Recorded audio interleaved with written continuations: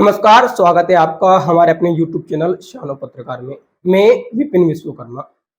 हम आपको मध्य प्रदेश के चुनावों के बारे में अक्सर बताते रहते हैं। आज भी हम आपको मध्य प्रदेश के चुनावों के बारे में बताएंगे और बताएंगे कि क्या कुछ होने वाला है, क्या कुछ हो सकता है। मध्य प्रदेश विधानसभा चुनाव के लिए कांग्रेस ने 15 अक्टूबर को अपने प्रत्याशियों की पहली लिस्ट जारी करने की बात कही है। प्रदेश कांग्रेस अध्यक्ष कमलनाथ ने कहा है कि हम उस रफ्तार से चल रहे हैं जिस रफ्तार से 15 अक्टूबर को हम अपनी पहली लिस्ट जारी कर सकें। ऐसे में मैं आपको बता दूं, बहुत दिनों से कांग्रेस की पहली लिस्ट का इंतजार चल रहा है, लेकिन अभी तक लिस्ट के बारे में कोई अता पता नहीं है। अब 15 अक्टूबर की बात की जा रही है, देखते हैं लिस्ट आती भी है या नहीं आती है। दिल्ली में ऑल इंडिया कांग्रेस कमेटी के दफ्तर में शुक्रवार को केंद्रीय चुनाव समिति की बैठक हुई। इस बैठक के बाद कमलनाथ ने कहा कि लगभग 60 सीटों पर नाम तय हो चुके हैं। एक बार फिर से बैठक हुई। स्क्रीनिंग कमेटी की बैठक तुरंत होने वाली है। हमारी प्रदेश की स्क्रीनिंग कमेटी में चर्चा करेंगे, तभी लिस्ट फाइनल करेंगे। श्राद्ध के बाद लिस्ट घोषित करेंगे। उस रफ्तार से हम चल रहे हैं जिस रफ्तार से 15 अक्टूबर को हम हमारी पहली लिस्ट जारी कर सकें। इसकी जितनी चर्चा हो उतना अच्छा है, क्योंकि बहुत सी नई चीजें उभर कर आ सकती हैं। इससे उनका मतलब है कि कहां से टिकट कटेंगे, कहां से मिलेंगे, ये सब बहुत सारी चीजें होने वाली हैं।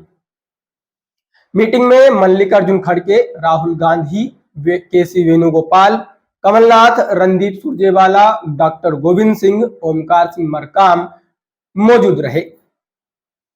प्रदेश कांग्रेस प्रभारी रणदीप सुरजेवाला ने कहा, काफी सीटों पर सकारात्मक चर्चा हुई है। जिस तरह से पीसीसी अध्यक्ष कमलनाथ ने समन्वय बना रहे हैं, ये दर्शाता है कि कांग्रेस पार्टी मध्य प्रदेश में अप्रत्याशित जीत की ओर कदम बढ़ा रही है।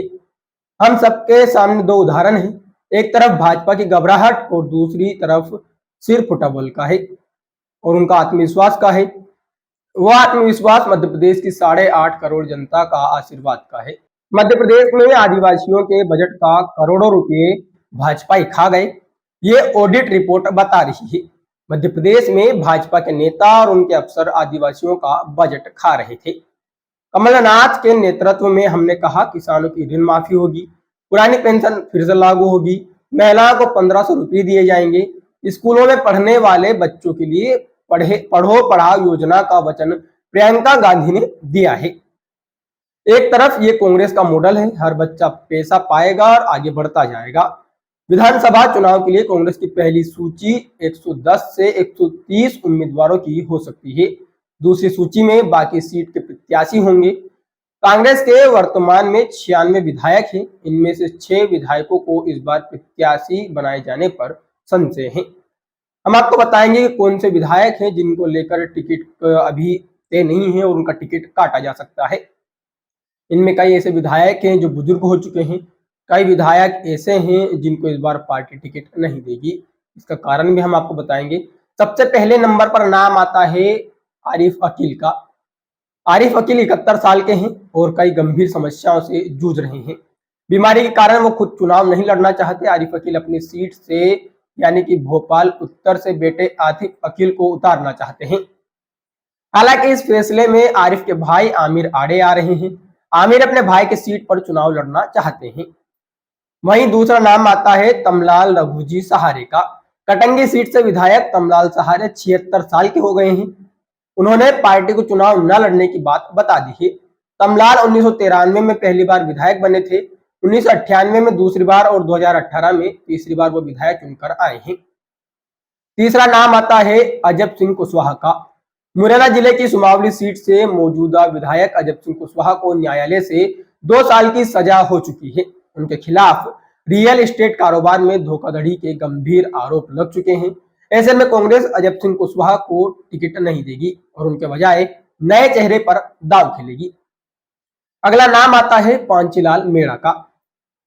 धार जिले की धर्मपुरी सीट से विधायक पांचीलाल मेड़ा 2008 में पहली बार विधायक चुनकर आए थे। कांग्रेस के तमाम सर्वे में उनकी रिपोर्ट नेगेटिव आई। ऐसे में उनकी जगह किसी और चेहरों को उतारा जा सकता है। अगला नाम है शिवदयाल बागरी का। पन्ना जिले की गुन्नौर सीट से पहली बार विधायक शिवलाल बागरी की रिपोर्ट सर्वे में अच्छी नहीं मिली, लिहाजा इस सीट पर बदलाव हो सकता है।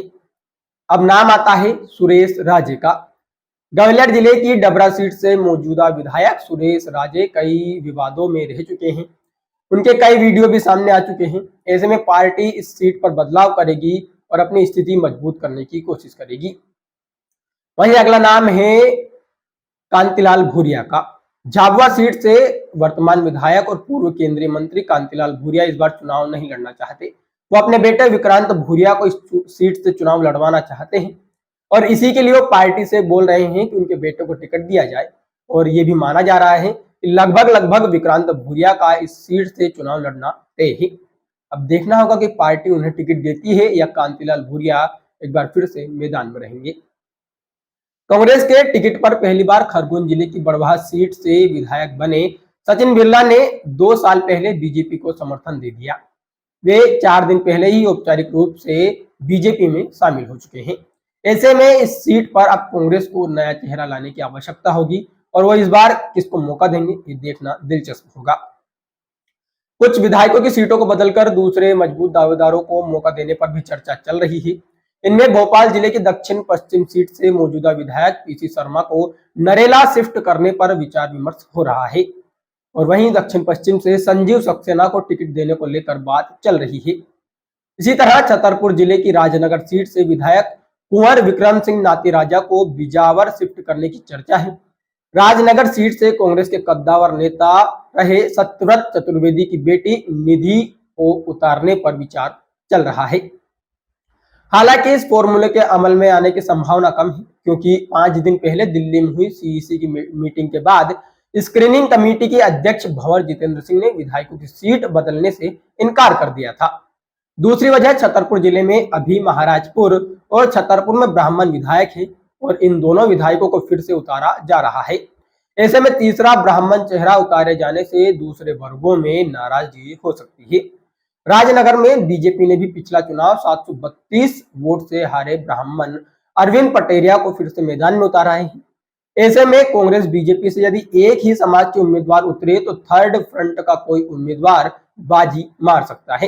प्रत्याशी चयन को लेकर कुछ क्राइटेरिया भी फिक्स किए गए हैं। मध्य प्रदेश की कांग्रेस की स्क्रीनिंग कमेटी के अध्यक्ष भंवर जितेंद्र सिंह ने कहा है कि सबसे बड़ा क्राइटेरिया तो विनेबिलिटी यानी कि जीतने की योग्यता है। 3 बार हारे नेताओं को टिकट नहीं दिया जाएगा। विधायक अपनी सीट नहीं बदल पाएंगे। जिले के बाहर के नेताओं को टिकट नहीं दिया जाएगा। ये एक सबसे बड़ा क्राइटेरिया है और ये क्राइटेरिया कांग्रेस के लिहाज से सही भी है क्योंकि अगर बाहरी नेताओं को टिकट दिया जाएगा तो वो चुनाव 100% हारेंगे। इसका कारण है कि इस विधानसभा चुनाव में विधानसभा के लोग स्थानीय विधायकों की मांग कर रहे हैं, स्थानीय लोगों की मांग कर रहे हैं। मध्य प्रदेश विधानसभा चुनाव में प्रत्याशियों की खर्च सीमा भी तय हो गई है। मैं आपको बता दूं प्रत्याशी चुनाव में महज 40 लाख रुपए खर्च पाएंगे। वैसे महज नहीं होता है क्योंकि पहले 28 लाख की सीमा होती थी, अब 40 लाख उसको बढ़ा दिया गया है। इस सीमा में 10,000 की कटौती की गई है। पहले नगद खर्च 20,000 किया जाता था, अब वो 10,000 कर दिया गया है। वहीं आप बता दूं मैं आपको कि नामांकन आवेदन जमा करेंगे तो निर्वाचन अधिकारी द्वारा उन्हें रजिस्टर दिया जाएगा जिसमें प्रत्याशियों को हर दिन अपना खर्च का ब्यौरा देना होगा और उसकी बिल की पक्की रसीद भी देनी होगी। दरअसल पिछले विधानसभा चुनाव में विधायक प्रत्याशी के खर्च की कुल सीमा 28 लाख रुपए थी। इसके साथ ही वह 20,000 रुपए नगद खर्च कर सकते थे, लेकिन इस बार इसमें 10,000 रुपए की कटौती की गई है। इस वजह से प्रत्याशी सभी तरह के खर्च में नगद भुगतान सिर्फ 10,000 रुपए तक ही कर सकते हैं। इससे ऊपर के खर्च के लिए चेक व ऑनलाइन माध्यम से भुगतान करना होगा। इसके अलावा निर्वाचन क्षेत्र के अंदर 50,000 रुपये से अधिक नगद संबंधित के पास नहीं होना चाहिए। चुनाव खर्च के लिए उनको अलग अकाउंट भी खुलवाना होगा। निर्वाचन अधिकारी के अनुसार चुनाव लड़ रहे प्रत्याशी को चुनाव में खर्च के लिए नया बैंक खाता स्वयं और अपने एजेंट के नाम से खुलवाना होगा। इसी खाते के माध्यम से पूरा जमा और आहरण का कार्य किया जाएगा। निर्वाचन अधिकारी द्वारा किए जाने वाले रजिस्टर में तय फॉर्मेट में चुनाव खर्च की जानकारी दर्ज करवानी होगी, जिसे मतदान के 3 दिन पहले दिल्ली से आने वाली निर्वाचन टीम के सदस्यों द्वारा देखा जाएगा। कमी होने पर उसमें सुधार किया जाएगा। चुनाव परिणाम घोषित होने के बाद सभी प्रत्याशी को निर्वाचन व्यय का लेखा जोखा निर्वाचन अधिकारी को अपने व्यय व लेखा रजिस्टर बिल रसीद समेत जमा करना होगा। यदि किसी भी प्रत्याशी द्वारा ऐसा नहीं किया जाता तो वह विधानसभा, लोकसभा, विधान परिषद और राज्यसभा के निर्वाचन के लिए 3 साल तक अयोग्य घोषित हो जाएगा। इसके अलावा जुर्माना की कार्रवाई भी उस पर की जाएगी। हमने आपको कांग्रेस के टिकट का फॉर्मूला बताया, मध्य प्रदेश चुनाव में विधानसभा में जो खर्च होने हैं उसका आपको ब्यौरा बताया। अब देखना होगा कि क्या विधायक 40 लाख ही खर्च करते हैं, क्या वो नगद 10,000 रुपए ही खर्च करेंगे, और क्या कांग्रेस टिकट को लेकर एक बार फिर से विचार विमर्श करेगी, क्योंकि चुनाव 17 नवंबर को होने, कांग्रेस की अभी तक पहली लिस्ट भी नहीं आई है। अब देखना होगा कि क्या कुछ होता है और क्या कुछ फैसला कांग्रेस लेती है। आज के लिए बस इतना ही। और भी ऐसे वीडियो देखने के लिए चैनल को सब्सक्राइब करें, वीडियो को लाइक करें और हमारा सहयोग करें। नमस्कार।